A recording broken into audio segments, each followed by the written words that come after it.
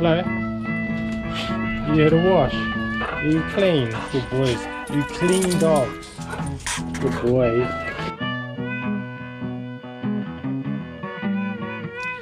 Hey, g'day everybody, Dougie here again.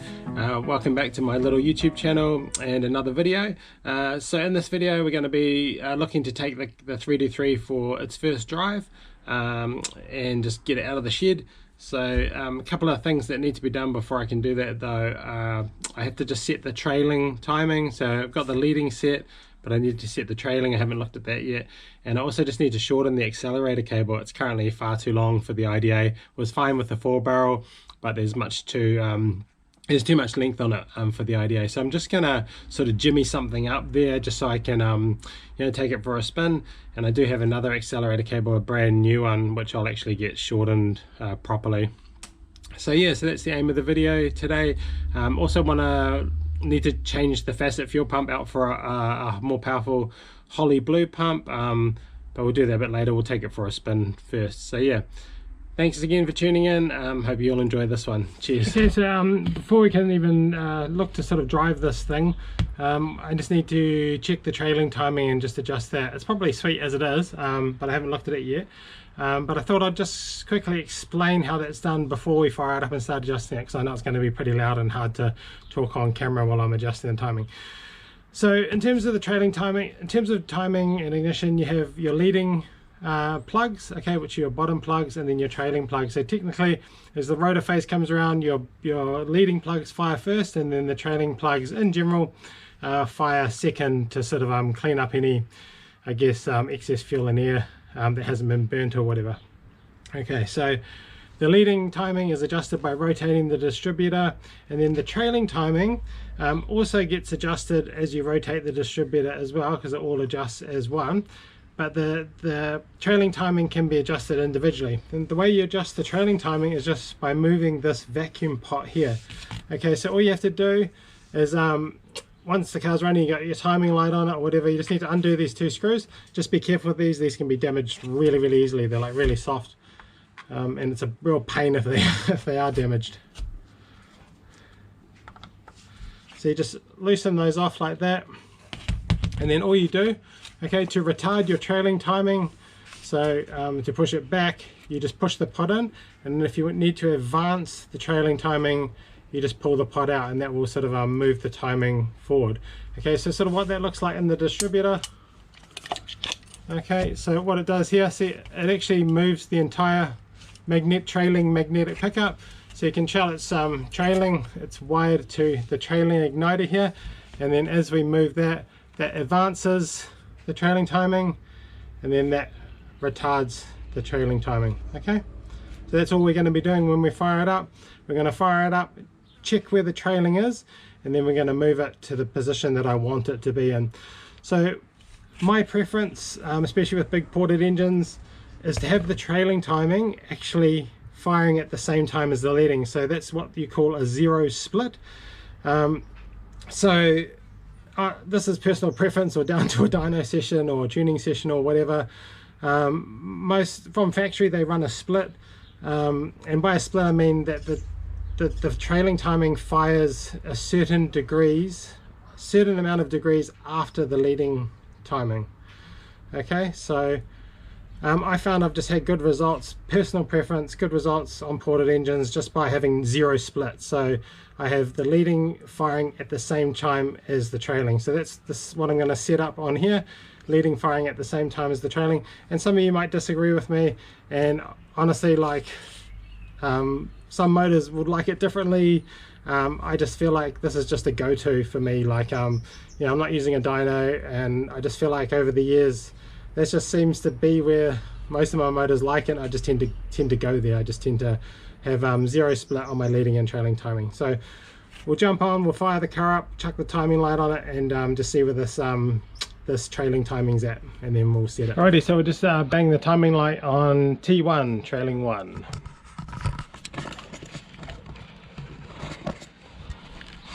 Got my little timing light. Alrighty, so in setting the trailing timing, we just want to make sure that the light goes on T1, so trailing 1, same as if we were setting the leading timing, it would go on L1. Okay, positive, ground. Alright, let's fire it up and check the timing. Okay, so with the car running, we'll just check and see where our trailing timing's at.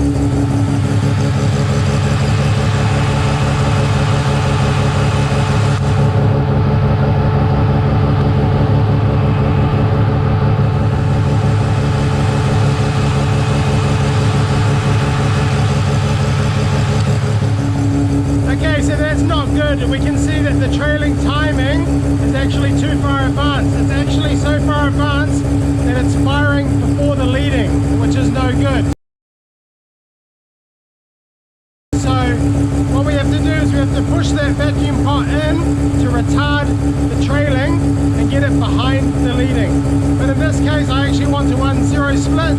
So for this case, I want it to be at the same spot the leading is. So if we just have a quick look at the leading,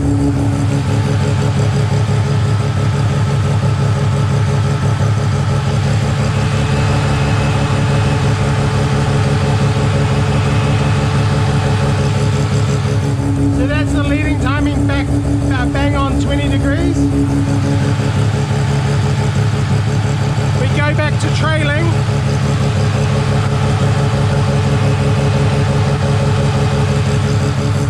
See how the timing pin is to the right of the mark? That means it's firing before the leading, so that's no good. So we'll move that vacuum pot now, just need to loosen the screws off.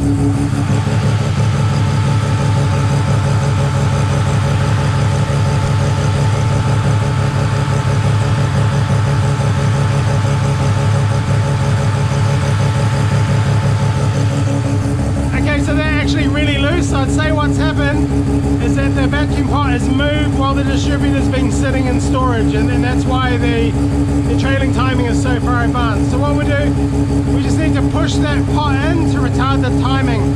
I'll try film and show what happens when I move the pot around. So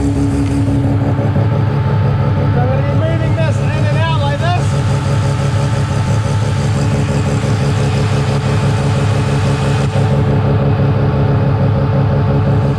Retarded, advanced, so in and out, okay? So we want to run 0 split, so I'm just going to set it right about there.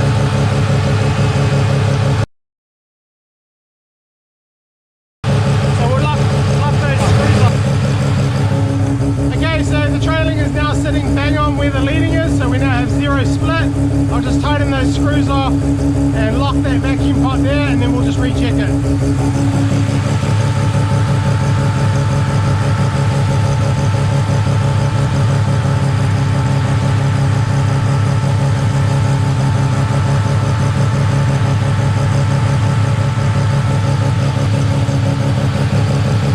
Okay, just recheck it.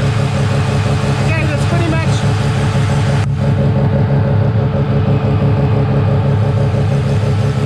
Okay, that's bang on where I want it. Let's just have a look at the leading again.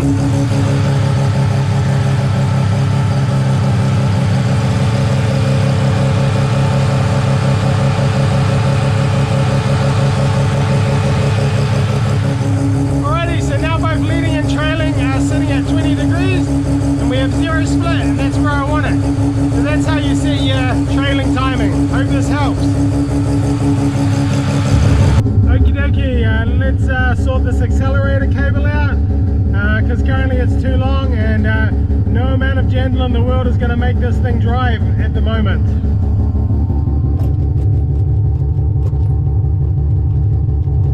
Alrighty, so as you can see, the accelerator cable is way too long, so I need to just do something with that, just try shorten that up a bit. So we'll get that out, and then yeah, just we'll mark it the length on the inside of the car, and then just try and crush like another little crimp onto it or something like that, just to shorten it up for now. You can always get another one made up later.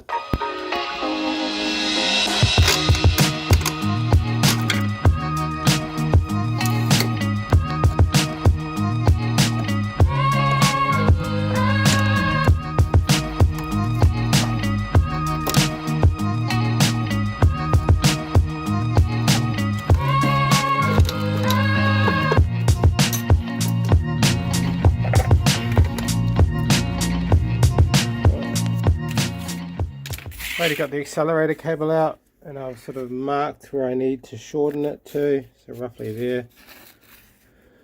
So I want that ball or a stopper to be around there, and that should work.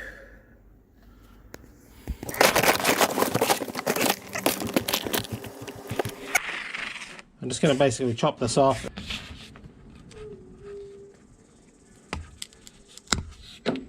Okie dokie, so come up with a little bit of a plan so that I can drive the car, because the accelerator cable is too long. I have cut the little ball stopper off the end there. That's it there. And what I'm going to do, I've made my a little mark there to around where I want to shorten it to. And what I'm going to do is I've actually rated the fishing tackle box gear, and I've just got a small lead sinker here. And so what the plan is I'm just going to feed that onto the cable. Oops, go on. Feed that onto the cable, and it's definitely bigger than the old ball. The old ball sort of seated nicely into the cup there on the little cup that clips to the accelerator pedal.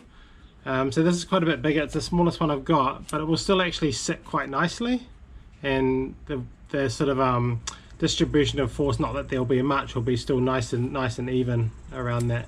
So I'm going to use that, and then all I'm going to do is use a little nylock nut as a crimp, and just crimp that at the point where I want the ball to stop.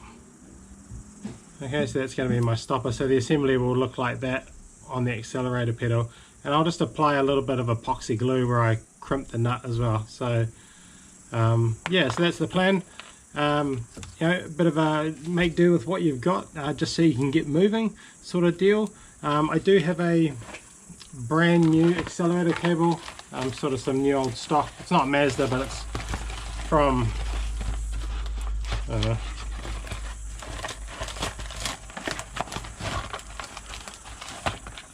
can't even get it out. So I do have a brand new accelerator cable, 323 GLC accelerator cable. So what I'll do is I'll take this to a shop. There's a good shop, can't remember the name of it, just up at the top of the mountain in there, and just get them to shorten it up properly for me and crimp it up properly and tidier. And this is like all tidy and stuff, so that'll be good as well. So I'll get it done properly, but in the meantime, so I can take the car for a drive, we're just going to do this, and I think it will work perfectly fine. So I'll just lightly clean up with a bit of very fine sandpaper where my crimp's going to go, just help that epoxy stick a bit. I don't think we really need epoxy, but you never know. It'd be annoying if it actually comes off, you know, somewhere and I get stranded.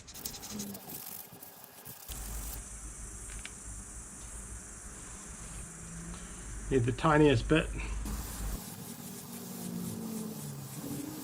Okay, just going to go and use the vise to crimp this onto the cable.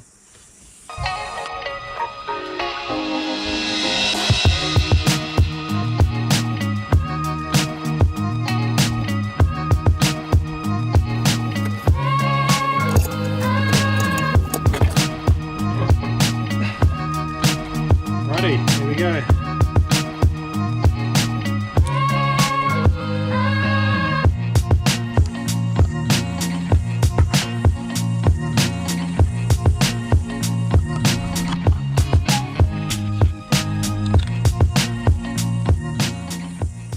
Okay, so pretty happy with that. That should get me driving. Yeah, it's a simple thing, I guess. Yeah, sorting some stuff out with what you got. I'm stoked. Let's get it back in the car and see if it's the right length. I'm pretty sure it'll be sweet.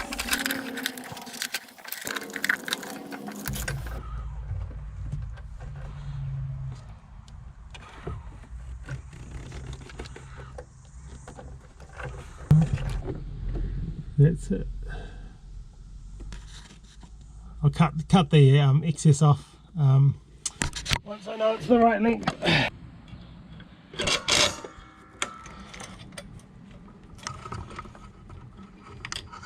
Alright, so after a bit of fighting around, that went on. Looks a little bit tight, but I can adjust it at the pedal, so we'll just adjust it at the pedal. Okay, so the cable's all hooked up to the IDA and to the linkage kit. I'm just going to adjust the cable at the pedal, because at the moment it's a little bit too tight and it's just holding the IDA butterflies open a bit, so we'll just fix that up now. At the moment the ball's a bit snug and the cable's a bit tight, it's just holding the IDA butterflies open a bit. So we're just going to make an adjustment on the little pedal stopper here. Sorry, it's hard with the torch. Here, and we'll just back that off a bit and then lock it up.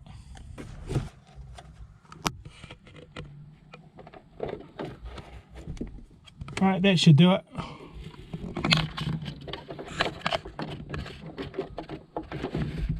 Yep, there's a bit of play up there now, so I'm happy with that. We'll just lock this up.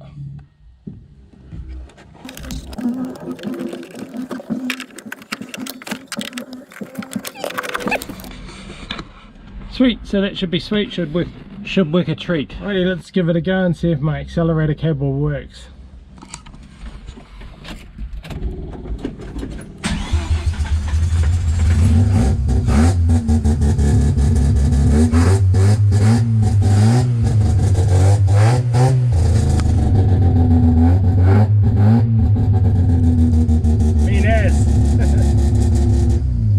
Alrighty, with that accelerator cable sorted, I think we're ready to take it for a first drive around the block. So I'll just chuck some filter caps on the IDA so we don't suck any neighborhood cats or rats or dogs down the intake.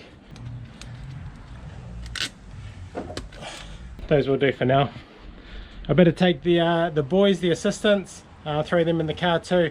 They do love riding in the orange roughy. So come on, Oscar, come on. Drop it. Come on. Good boy. You ready? Are you ready? Silent.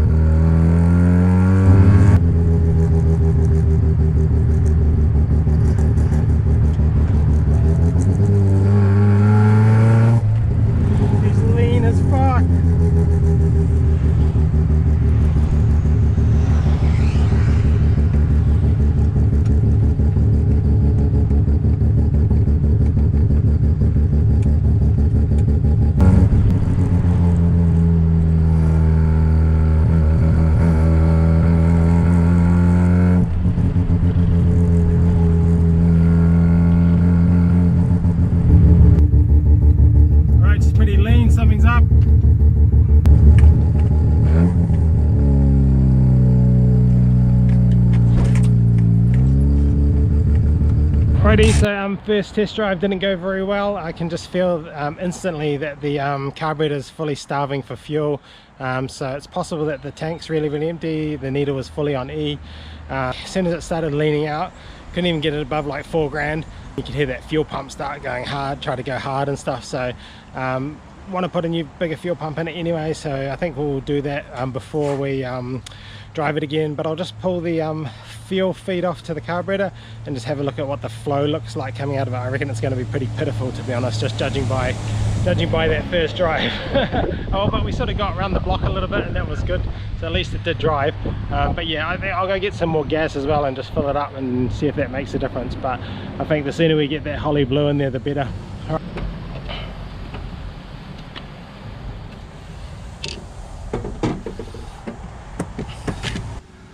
The fuel pump's on, so there's probably no gas in the tank, to be honest, just looking at that.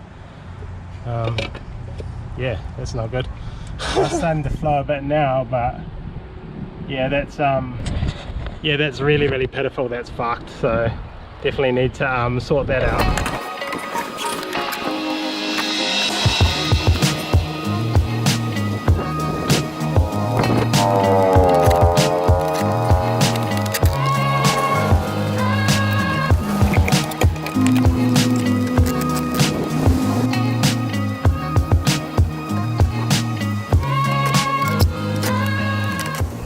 So I've topped the gas off. Let's see if that makes any difference to the flow.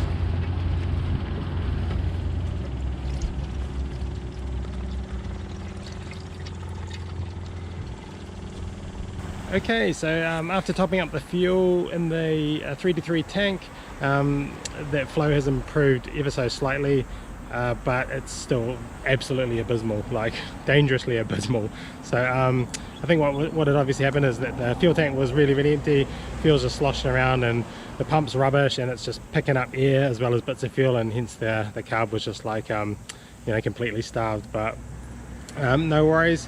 What I will do is I will just get the car in the shed and I will just pop that Holley blue in it, and that should just make a huge difference. So we'll get that done now. Wasn't much of a first drive for you guys, was it? Eh? Pretty disappointing. Don't worry, we'll get it sorted.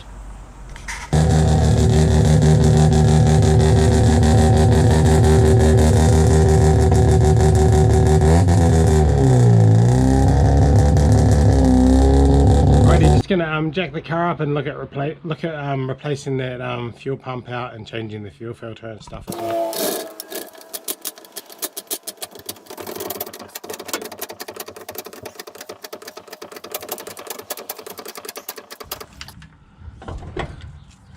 There's our shitty little facet electric fuel pump, bane of the 1990s. Anyway, let's just start with this. Bang another fuel pump in. Alrighty, got a couple of fuel pumps actually. Got a Carter, there's a Mallory there, and got this Holley blue. So I'm just gonna try whack this Holley blue in. Good old staple, and just see how that goes.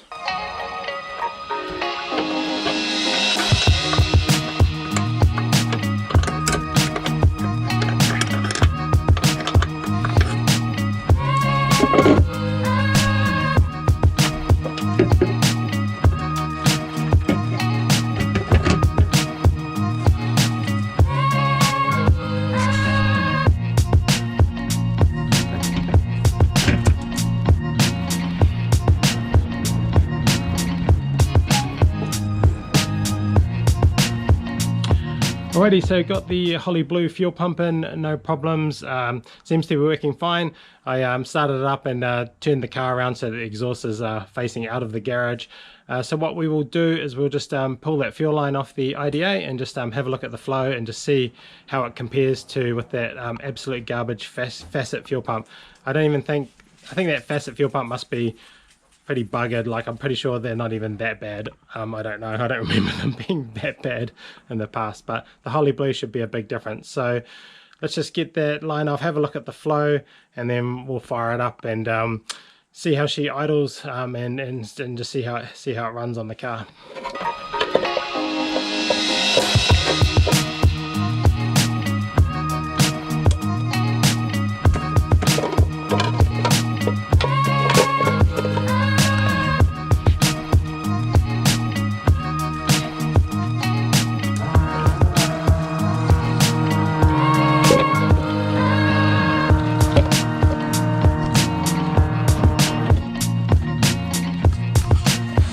So absolutely massive difference. So you can just see how rubbish that facet fuel pump was, like dangerously rubbish. So Holley Blue's doing its job, and I think we'll be good from here. So let's get it hooked back up and let's just fire it up.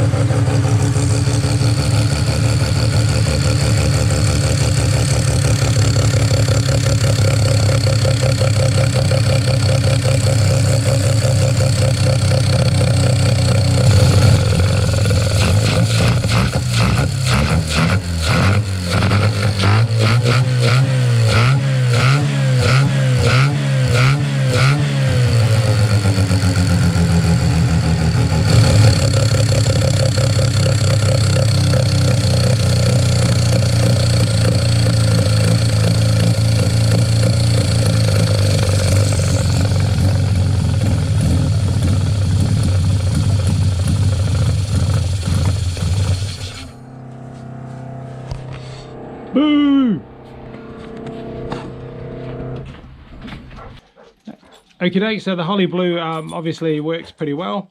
Unfortunately, what it's now doing is it's now pushing the rig open. So the Holley Blue is supplying obviously more pressure, more volume, and it looks like my fuel regulator, which is a Holley rig, is not up to the task, and it's now just blowing open and sending too much pressure to the carburetor.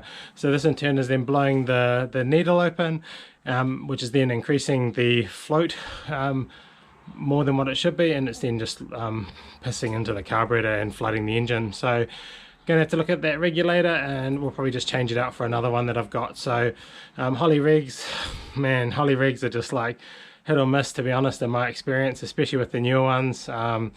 The one in my wagon is so good, it's just gold, it just is so reliable, and then you just get other ones that just like won't hold pressure. So I do have two other Holley rigs, so we'll give those a try and see if that makes a difference.